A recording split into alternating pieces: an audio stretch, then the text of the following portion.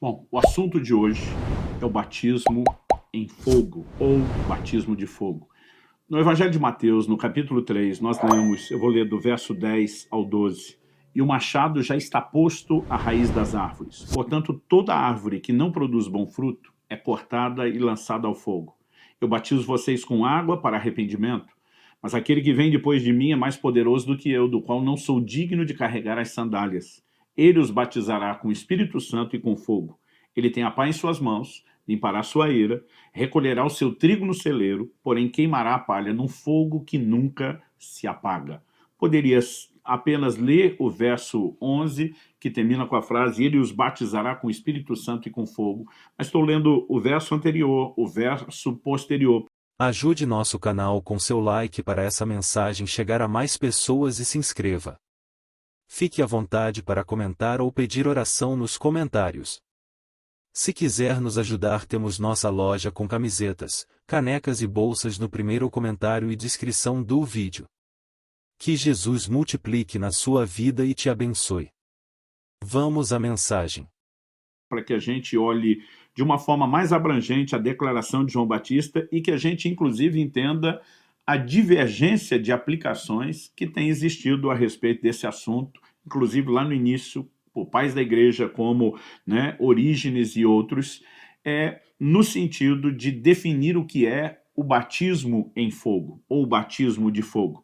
Porque algumas pessoas simplesmente olham o verso 10, que está falando de juízo, o verso 12, que está falando de juízo, e os dois falam de juízo no contexto de fogo, então pegam o verso 11 e simplesmente dizem, não podemos mudar o contexto. Fogo está falando de juízo antes e depois, o batismo com fogo é, na verdade, uma experiência de condenação e não de santificação. Eu, particularmente, fico pasmo com essa ideia, porque é lógico que todo texto tem um contexto, mas o contexto nunca se prende somente aos versículos antes e depois, e sim ao todo do que a Bíblia ensina. Em primeiro lugar, João Batista não está dizendo, ele os batizará com o Espírito Santo ou com fogo. Ele está dizendo, com o Espírito e com fogo. Basicamente, ele está oferecendo dois batismos para o mesmo grupo de pessoas. Ele não está dizendo, olha, o grupo dos salvos vai ser cheio do Espírito Santo. Um outro que não quiser esse vai, na verdade, receber o fogo do juízo. Ele está oferecendo a mesma experiência de batismo no Espírito Santo e com fogo para o mesmo grupo. Ele pode ter mencionado fogo antes com outro propósito, ele pode ter mencionado fogo depois com outro propósito.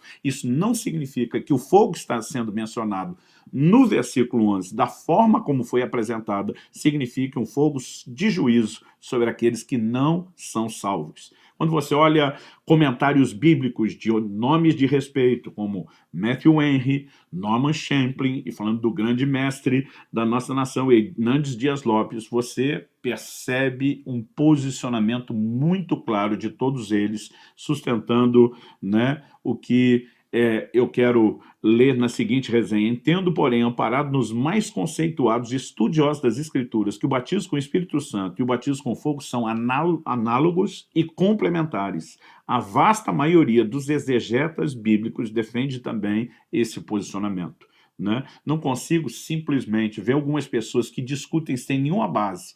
Na verdade, o único raciocínio de alguns, verso 10 e 12, olhar para um homem como Hernandes Dias Lopes, mencionando nos seus profundos estudos e pesquisa os maiores exegetas, dizendo que todos, na sua grande maioria, vão nessa linha e simplesmente dizer que isso seja algo inconcebível. Na verdade, eu quero que você veja argumentos a favor do batismo de fogo não sendo a condenação do inferno.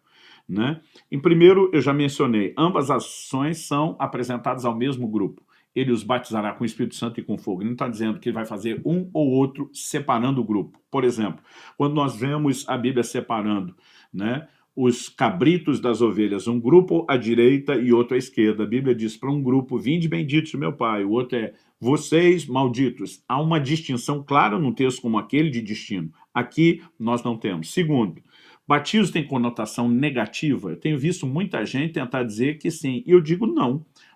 O batismo em Cristo, que falamos no primeiro vídeo, não é uma experiência negativa. O batismo nas águas, que mencionei no segundo vídeo, não é uma experiência negativa. O batismo no Espírito Santo, que mencionamos no vídeo anterior, o terceiro, não é uma experiência negativa. Por que o batismo com fogo, então, seria uma experiência negativa? Mesmo em Lucas, capítulo 12, verso 50, né, onde Jesus diz, existe um batismo pelo qual tenho de passar, e como me angustio até que o mesmo se cumpra, ou mesmo o que diz Marcos 10, 38, será que podem beber o cálice que eu bebo ou receber o batismo com que sou batizado? A ideia, nós vemos, é que essa expressão batismo está ligada a um sofrimento, não condenação, né? Tanto que Jesus fala dos seus discípulos serem batizados com o mesmo batismo dele. Então, se nós estamos chamando isso de algo ruim, nós estamos dizendo que Jesus passou por algo ruim e promoveu algo ruim. Não, nós precisamos entender que o sofrimento, embora não pareça agradável, a menos que você pense no que pode vir a despeito dele, nós precisamos entender que não se trata de condenação. Terceiro lugar, contexto, como mencionei antes, não é medido só por versículos anteriores e posteriores, e simbolismo e alegoria não são absolutos. Por exemplo, número 10 significa na Bíblia tanto prova quanto juízo. Né? Deus deu 10 mandamentos para provar o seu povo, mas deu 10 pragas para julgar os egípcios, e o número 10 aparece, né, nos dois contextos. A serpente é apresentada na Bíblia como uma figura do diabo, mas em Números 21, texto que Jesus cita depois em João 3,14 como um paralelo da obra da cruz, ela fala da obra de Cristo. Então nós precisamos entender que quando falamos de contexto, precisamos pensar num desenho maior e não podemos confundir a ideia de ser simples com simplistas. Há uma relação, né, entre o ser cheio do Espírito Santo e a obra santificadora que também é vista pelo fogo. Então eu diria, Deus tem dois tipos de fogo. Deus tem fogo para os eleitos, para os aperfeiçoar, e Deus tem fogo para os perdidos, a fim de os condenar. Quando olhamos nas Escrituras, nós precisamos fazer essa pergunta. E depois dessa longa introdução sobre o significado de batismo de fogo, eu quero destacar, em primeiro lugar, primeiro tópico na construção da nossa ideia, uma pergunta. Qual é o significado do fogo? Né? Quando falamos da interpretação bíblica. Então, o fogo aparece com alguns significados, mas dois são os mais recorrentes. Qual? Purificação ou santificação. Em segundo lugar, juízo ou mesmo condenação. Em Apocalipse, no capítulo 1, no verso 14, os olhos de fogo de Jesus são tanto para a igreja, isso é mencionado em Apocalipse 2,18, como também para os ímpios, o que é mencionado em Apocalipse 19:12. A mesma expressão de olhos de fogo, mas ela vai ter uma conotação prática para um grupo e uma conotação prática para outro grupo. Tem o mesmo significado? Certamente que não. Em Zacarias, no capítulo 2, no verso 5, Deus disse que ele seria um muro de fogo à nossa volta. O mesmo fogo protege os que estão dentro do muro e consome o inimigo que tenta avançar para tocá-los. Então, nós precisamos entender que, mesmo sendo o mesmo fogo, ele tem um propósito para os eleitos de Deus e outro para os que não são. Então, eu gostaria que você observasse alguns exemplos bíblicos. Né? Na oração de Davi, no Salmo 17:3, provas-me no fogo, iniquidade nenhuma encontras em mim. Aqui o fogo tem a ideia de purificação, de santificação. Mas o fogo que destruiu Sodoma e Gomorra, em Gênesis 19:24, tem a ideia de juízo. A purificação dos lábios de Isaías, lá no capítulo 6 do livro do profeta Isaías, quando ele diz, ai de mim, que vou perecendo, sou um homem de lábios impuros, a Bíblia diz que um anjo pega uma brasa do altar acesa e toca na boca do profeta. E a menção é, tua iniquidade foi tirada. Ali nós não temos juízo, nós temos purificação, nós temos santificação. Mas o fogo que matou Nadab e Abiú em Levítico, no capítulo 10, no verso 2, quando eles levaram fogo estranho perante o Senhor, era um fogo de juízo. Em Zacarias, no capítulo 3, onde Deus se refere ao sumo sacerdote Josué, dizendo, não é esse um tição tirado do fogo, e vai falar de todo o processo de limpeza, purificação e santificação, nós temos uma ideia, mas o fogo do Senhor, que mata aqueles 250 levitas que acompanham Coré, né, Datã, Abirão, na sua revolta, está em Números 16:35, aquele outro fogo era juízo. Na promessa da vinda do Messias, nós lemos em Malaquias, no capítulo 3, dos versos 1 a 4, eis que envia o meu mensageiro que preparará o caminho diante de mim. De repente o Senhor, a quem vocês buscam, virá ao seu templo, e o mensageiro da aliança, a quem vocês desejam. Eis que ele vem, diz o Senhor dos Exércitos. Então vem a pergunta, mas quem poderá suportar o dia da sua vinda? E quem poderá subsistir quando ele aparecer? Porque ele é como fogo do ourives e como sabão dos lavandeiros. Ele se assentará como derretedor e purificador de prata. Purificará os filhos de Levi e os refinará como ouro e como a prata. Eles trarão ao Senhor as ofertas justas. Então a oferta de Judá e de Jerusalém será agradável ao Senhor, como nos dias da antiguidade e como nos primeiros anos. Fogo do ourives. Tem qual ideia? Purificação, assim como o sabão dos lavandeiros. Tinha a ideia de purificar, de limpar a roupa, né? E a Bíblia nos mostra que o que ele faria era purificar os levitas, não condená-los. O fogo aqui não tem, em absoluto, a ideia de juízo e de condenação. Mas quando nós vemos 2 episódios relatados ali em 2 Reis, capítulo 1, verso 10, de Elias anunciando que viria fogo do céu, e iria sobre aquele capitão com seus 50 soldados enviado pelo rei Acabe, o que nós temos ali é juízo e não purificação. O fogo visto no dia de Pentecostes. A Bíblia diz que foram vistas línguas como que de fogo sobre cada um deles. É interessante notar que na experiência do batismo do Espírito Santo de Jesus, o Espírito Santo foi visto descendo sobre ele como uma pomba. Nós precisamos entender que no caso de Jesus não houve fogo. Por que não houve fogo? Porque Cristo não tinha necessidade de purificação. Mas aquele fogo no dia de Pentecostes não era juízo, aquele fogo era santificação. Então, nós não podemos simplesmente pegar, né, a menção do fogo, porque em vários textos bíblicos ele é juízo, dizer que em todos sejam. Vamos continuar a distinção em Daniel, no capítulo 7, nos versículos 9 e 10. A Bíblia fala do ancião de dias, e quando fala dessa manifestação de Deus, diz que ele estava num trono de fogo e que dele manava um rio de fogo. O contexto, essa visão é apresentada antes dele começar a julgar. Então lá, o fogo tem a ideia e a conotação de juízo, né? Em 1 de Pedro 4,12, o fogo fala de provação, que por sua vez, provação fala de aperfeiçoamento, como está lá em Tiago, capítulo 1, de 2 até o verso 4. Mas, em Amós 7,14, a Bíblia diz que o Senhor Deus chamou o fogo para exercer a sua justiça. Ele está estabelecendo juízo. Além de tudo isso, não podemos negar que o inferno é de fogo. Mateus capítulo 5, 22 diz isso, Mateus 13, 40, Mateus 18, 8, Mateus 25, 41. Também em Marcos 9, 43, Apocalipse 14, 10, Apocalipse 20, 15 e Apocalipse 21, 8. Nós vemos que o inferno é de fogo, portanto, o juízo também está relacionado com fogo. Agora, algo que eu e você precisamos separar da ideia de juízo é que é uma relação com a pessoa e a obra do Espírito Santo com fogo.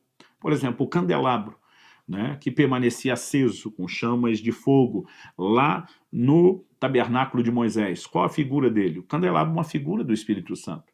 Zacarias, no capítulo 4, no verso 6, né, nós vemos que diante de uma visão que o profeta tem de um candelabro de ouro, o Senhor diz, não por força, nem por violência, mas pelo meu Espírito.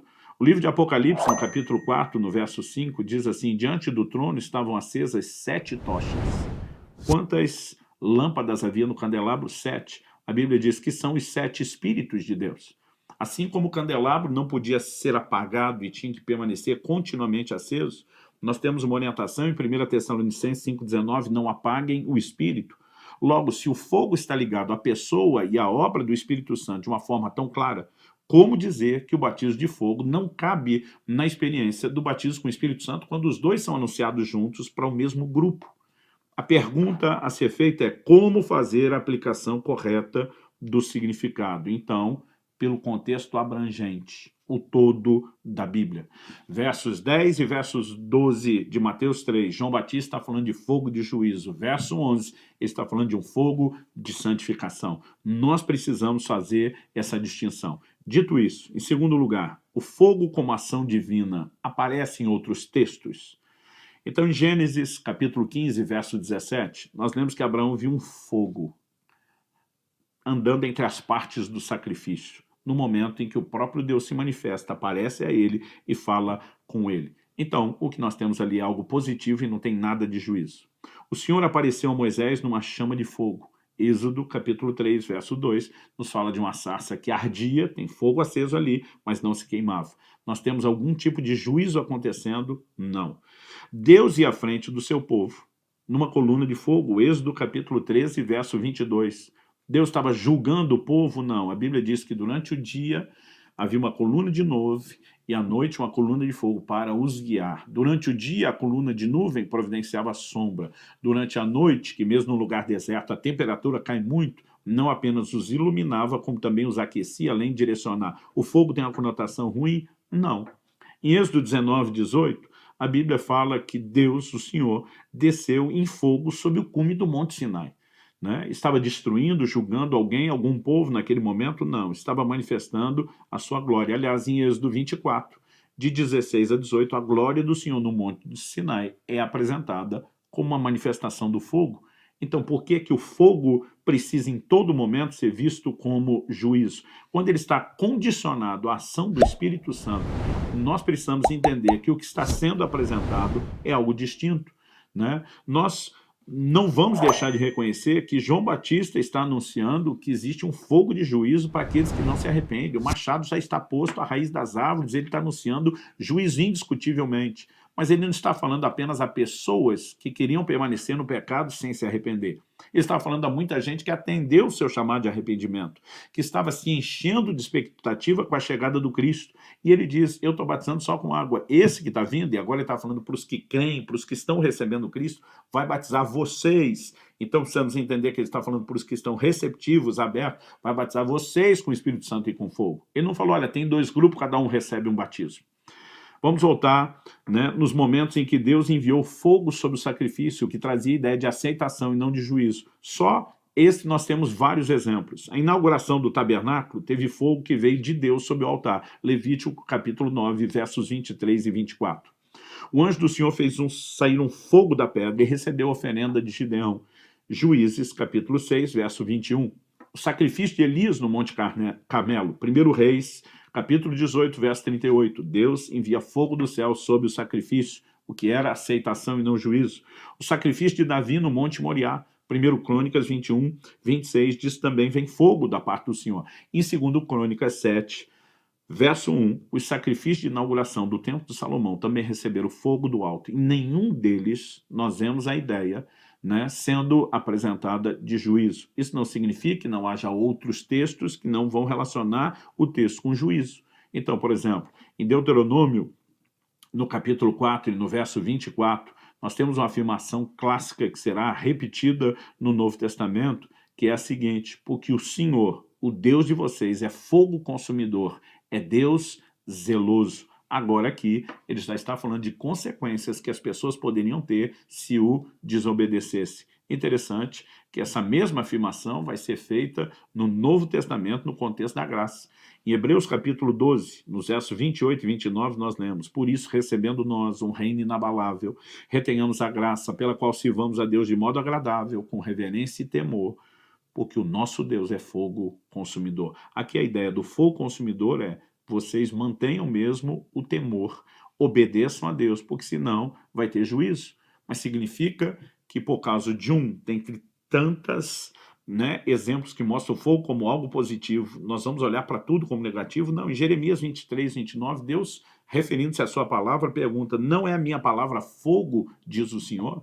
Então ela tem o poder de, como fogo, julgar, né, aqueles que não crerem. Jesus está dizendo que quem não crê na minha palavra está condenado, está julgado, mas ela tem o poder de santificar aqueles que creem. E ela consegue ser um fogo distinto para pessoas distintas, porque esse é o contexto maior e o mais abrangente. Então, em terceiro e último lugar, depois dessas argumentações bíblicas, eu quero apresentar aqui para vocês a minha visão, né, o meu entendimento do batismo de fogo. Estamos construindo a ideia, esse já é o quarto vídeo falando da doutrina de batismos no plural. Destacamos o batismo, né, de João, que não entra nessa nossa lista, mas veio como uma preparação dos demais. Então, falamos de 4 experiências, o batismo em Cristo, o batismo nas águas, o batismo no Espírito Santo e o batismo de fogo. Né? Nós precisamos entender que eles se complementam, e à medida que se complementam, eles estão produzindo junto um pacote completo.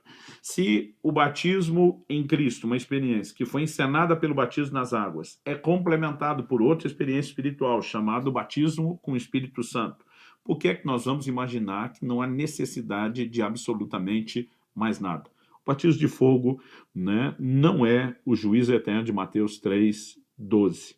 Acredito também que não seja necessariamente uma única experiência com o batismo no Espírito Santo, né? Alguns pentecostais relacionam essa expressão ao batismo do Espírito Santo. Ele os batizará com o Espírito Santo e com fogo, como se as duas coisas acontecessem ao mesmo tempo, mas fosse uma experiência só, né? E eles usam isso para dizer, apareceram lá no dia de Pentecoste línguas como de fogo. É verdade, mas em nenhum outro momento, né? Na descrição do que acontece em Atos 10, na casa de Cornélio, na descrição do que acontece em Atos 19, lá em Éfeso, nós não vemos mais a manifestação do fogo.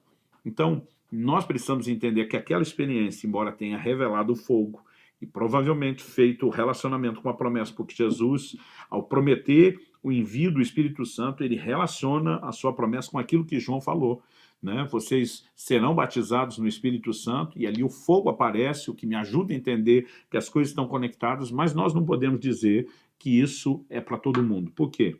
Em Éfeso, o batismo nas águas e no Espírito Santo se deu de forma conjunta. Isso faz de ambos os batismos um só? Claro que não.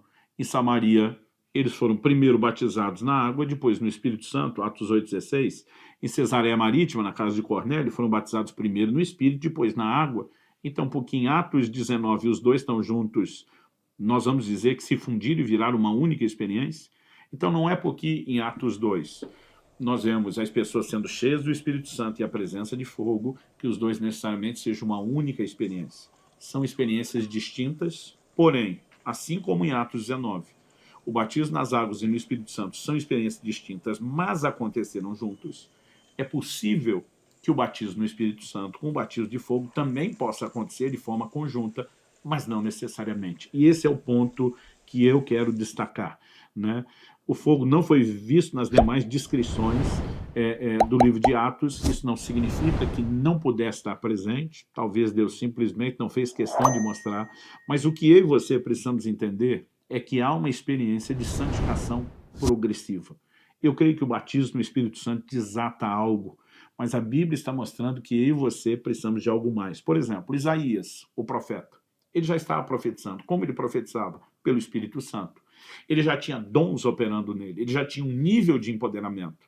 Mas no capítulo 6, ele recebe um toque de fogo, porque o propósito daquela ação do Espírito Santo de usá-lo é diferente do fogo que visava aperfeiçoá-lo. O propósito é distinto. É lógico que a razão pela qual Deus queria aperfeiçoá-lo era usá-lo ainda mais. Logo depois disso, Isaías vai ouvir a voz divina perguntando: a quem enviarei? Quem há de ir por nós? E Isaías vai dizer: eis-me aqui, envia-me a mim. Mas eu e você precisamos compreender que ter uma experiência com batismo no Espírito Santo, mesmo com evidência física inicial do falar em línguas, encontrar-se revestido de poder, pregando o evangelho, sendo usado por Deus, não significa que necessariamente o pacote de santificação esteja participando do processo. Algumas pessoas têm acessado o poder que o Espírito Santo disponibiliza para testemunhar e operar sinais, sem necessariamente permitir que esse poder as toque, as transforme e as mude. Um exemplo disso é que Jesus diz que no último dia alguns vão dizer assim: no seu nome nós profetizamos, nós curamos enfermos, nós expulsamos demônios. Sabe o que é curioso? Você não vê a resposta de Jesus, diz: fizeram nada disso, ou fizeram, mas não foi no meu nome, isso era tudo coisa, né, do diabo. Jesus só diz: apartai-vos de mim, eu não conheço vocês que praticam iniquidade. Então, eu preciso olhar para a Escritura e reconhecer que o propósito, desde o batismo em Cristo, que é encenado depois pelo batismo nas águas, visa o quê? Transformação. O batismo no Espírito Santo, ele visa uma capacitação para o testemunho, mas ele não pode ser desassociado de uma experiência contínua de santificação. Em 1 Coríntios, no capítulo 1, no verso 2, Paulo diz: aos santificados em Cristo Jesus. Tem um nível de santificação no batismo em Cristo. Ninguém vai negar isso. Mas ele diz: chamados para ser santos. Ou seja, existe uma santificação que ainda não foi alcançada. A prova disso é que em 2 Coríntios 7:1, a Bíblia diz que nós devemos aperfeiçoar a nossa santidade no temor do Senhor. O que é aperfeiçoar? É levar adiante aquilo que Deus começou. Então, quando eu olho para a minha experiência do batismo no Espírito Santo, isso foi algo que Deus me fez entender apenas depois de muitos anos. Eu descobri que eu tive uma experiência conjunta do batismo no Espírito e com fogo. Foi um nível de santificação profundo, sobrenatural, descomunal, que impacta, norteia e conduz a minha vida até hoje. Durante muito tempo eu ficava frustrado olhando para a experiência de alguns e me perguntando como é que eu não vejo esse resultado, como é que eu não vejo o zelo de santidade nos outros, como passou a acontecer comigo aos 15 anos de idade. Eu nasci e cresci no lar cristão, eu não tenho aquele momento marcante de transformação. Eu me lembro do momento que eu fui batizado em Cristo, a minha experiência de entrega e rendição a Ele. Eu me lembro do momento que eu fui batizado nas águas. Mas o que me proporcionou transformação, né, de uma forma assim inexplicável, foi a experiência do batismo no Espírito Santo. Anos depois, Deus me fez perceber que Ele me permitiu vivenciar as duas experiências. E Ele começou a falar sobre a importância, não apenas de ensinar santificação, parte do que eu diria que é o meu chamado, mas de que nós orássemos e buscássemos uma experiência de santificação mais profunda e sobrenatural, que é o batismo de fogo. Sabe, quando nós começamos a falar a respeito disso, a questão não é nem se já tivemos ou não a experiência. A pergunta é, podemos ter mais? Assim como somos cheios do Espírito Santo, na experiência do batismo do Espírito Santo, mas podemos continuar nos enchendo depois? O ponto não é se eu tive ou não tive a experiência com o batismo de fogo. A pergunta é, mesmo que eu tenha tido e não tenha mais absoluta certeza, eu posso me santificar mais? E a resposta é sim. E santificação, embora envolva a nossa responsabilidade, ela depende de recursos divinos. Esses, por sua vez, são recursos sobrenaturais e que precisam ser acessados também de uma forma sobrenatural. Né? Eu gosto de dizer às pessoas que há uma experiência mais profunda de santificação e em cima da experiência de Isaías eu gosto de declarar há uma provisão sobrenatural de santificação. Ainda tem brasas nesse altar a minha e à sua disposição. Talvez o que esteja faltando é que eu e você, a semelhança de Isaías, cheguemos diante de Deus reconhecendo onde é que estão as nossas falhas, onde é que estão os nossos erros. Sou um homem de lábios impuros, sou um homem de olhos impuros, sou homem ou uma mulher de mente impura, e possamos nos permitir, à medida que reconhecemos aquilo que precisa de mudança e que reconhecemos em Deus a fonte de santificação, ser tomados por esse temor e esse zelo de santidade que encheu o coração de Isaías, provavelmente pela revelação que ele tem dos serafins à volta do trono, proclamando a santidade de Deus. Nós temos falado muito do poder do Espírito Santo somente para testemunhar, para operar dons. E nós temos falado muito pouco do poder do Espírito Santo para nos santificar, para mudar as nossas vidas, para nos levar a viver de uma forma completamente distinta, diferente. Quando olho para as Escrituras, eu percebo que santificação, né, ou mesmo o assunto da santidade, não é algo que você possa classificar como secundário ou periférico na doutrina cristã.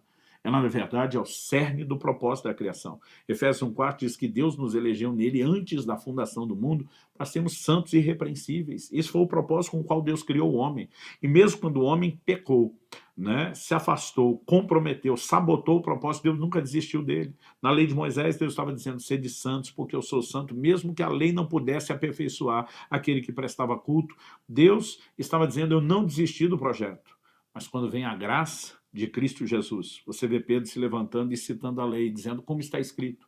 Ele não está citando agora um rito cerimonial da lei interrompido. Ele está sustentando o propósito, dizendo que ele não mudou. Sede santos, porque eu sou santo. Nós precisamos entender que esse nível de santidade profunda, sobrenatural, não é fruto de esforço. Embora, repito, tenha nossa responsabilidade, requer recursos sobrenaturais, com a manifestação da presença de Deus, da glória de Deus. Eu oro e clamo a Deus que essa experiência de um batismo de fogo seja restaurada na nossa geração, seja vivenciada de forma larga, exponencial por muitos cristãos. Eu oro a Deus que as pessoas, em vez de ficarem tentando discutir se há ou não uma experiência de santificação, que enxerguem isso na Bíblia, independente de aceitar o rótulo de batismo de fogo como sendo o que a denomina, e vivam isso. O que nós precisamos entender é que no escopo doutrinário, Deus não quer apenas que a gente saiba que tem um batismo de fogo. Ele quer que a gente viva o resultado. Então, honestamente, eu não me preocupo com o nome ou rótulo que você possa dar a isso, desde que você viva a experiência, desde que você entenda que ela é parte do plano, do propósito de Deus e, como tal, inegociável. Inegociável. Nós não podemos viver sem algo que Deus disse que nós precisaríamos ter para poder viver de forma plena e completa aquilo que Ele tem para nós. Que Deus nos ajude, que o Senhor tenha misericórdia de nós, que o nosso coração seja receptivo, inclinado a Ele, disposto a buscá-lo, cheio de fé, até mesmo de um desespero por santificação, que nos leve a ter essa experiência de forma cada vez mais recorrente, cada vez mais profunda, para a glória de Deus. Ajude nosso canal com seu like para essa mensagem chegar a mais pessoas e se inscreva. Fique à vontade para comentar ou pedir oração nos comentários. Se quiser nos ajudar, temos nossa loja com camisetas, canecas e bolsas no primeiro comentário e descrição do vídeo. Que Jesus multiplique na sua vida e te abençoe.